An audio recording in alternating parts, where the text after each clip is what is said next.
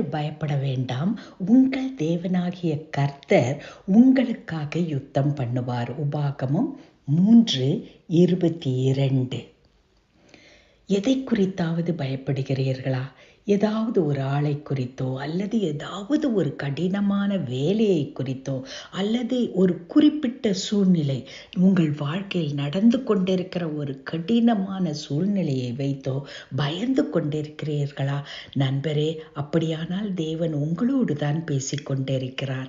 நீங்கள் பயப்பட தேவையில்லை. காரணம் என்ன தெரியுமா? தேவன் நம்மோடு இருக்கிறார். அவர் யார்? என்னுடைய பர்சனல் காட், எனக்கென்று இருக்கிற என்னுடைய தனிப்பட்ட தேவன். என்னுடைய தேவன் உங்களுடைய தேவன். அவர் உங்களுக்காக எனக்காக யுத்தம் பண்ணுவார். யுத்தம் பண்ணுவார் என்று சொன்னால் அர்த்தம் என்ன?